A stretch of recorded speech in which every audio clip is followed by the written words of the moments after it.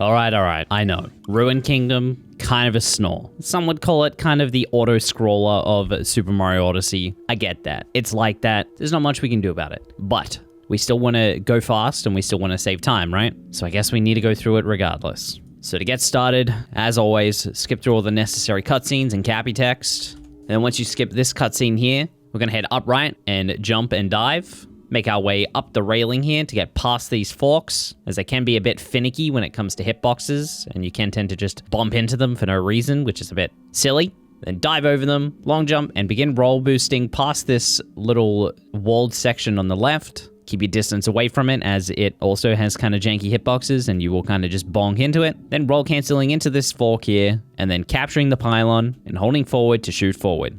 After you shoot out of the pylon, simply fall to the floor. The ruined dragon fight is actually triggered by you touching the floor, so the faster you touch the floor, the better, and simply falling is the fastest way. Then skip the cutscene, and now, we have a little bit of time before we can really do anything, so what most like to do is head around and break open a couple of these hearts. At a minimum, you're going to need 2. And then all you have to do is really just avoid these little bits of electricity shooting towards you. They're not all that hard. Normally, as long as you just stand still when they shoot and then move aside, you'll pretty much avoid them every single time. Then once you see this purple section start to appear on the floor, aim a little bit towards the right of it and position yourself, and then ground pound and cap dive and cap throw and dive on top to intentionally take damage. Then head up top, and then as the dragon stops being electrified and you can actually interact with the forks, throw Cappy towards the one at the front, then towards the left and right, and then ground pound its head to deal the first point of damage. Then once you're shot off, go around and collect one of the hearts. And then again, just avoiding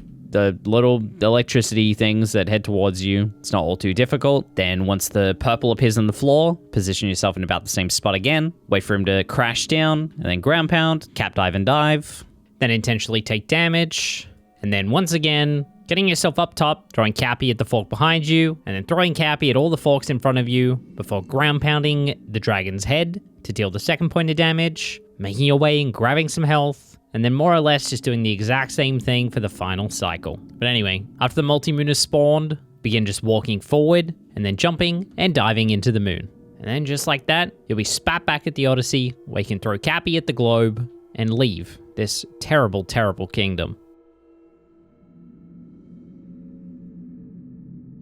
Alright, so there isn't a whole lot that we can do in Ruined Kingdom to go faster, if you will. So this clip is kind of gonna be just the entire kingdom, more or less, and we're gonna go over a few things that can be utilized to go just a little bit faster.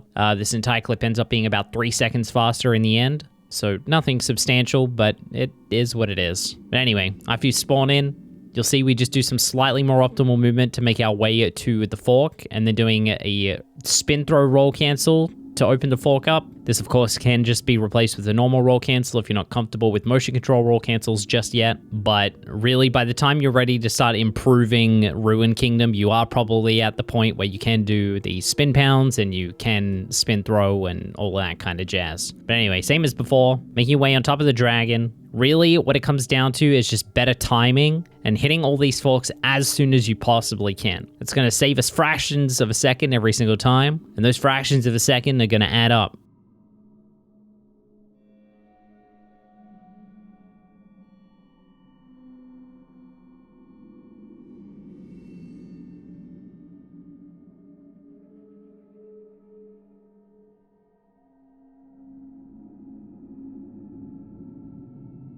And then you'll see here for the second phase, Tyron is doing a nice little handy trick here where you can actually manipulate Cappy's position to grab 2 forks with 1 cap throw. This saves time because throwing out Cappy is inherently kind of slow if you haven't caught on yet. So getting Cappy to grab a fork on his way back to Mario is quite a speedy if you can pull it off.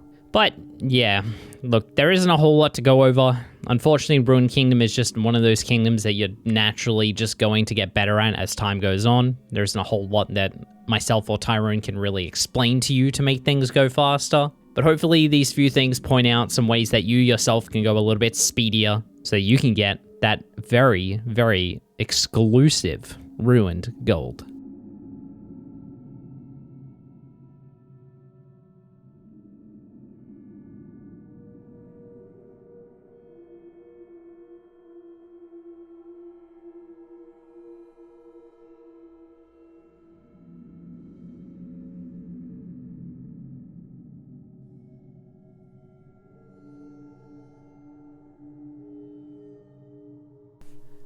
But that's pretty much everything. This is definitely a short one, but as you probably expected going into this, Ruined isn't exactly complicated.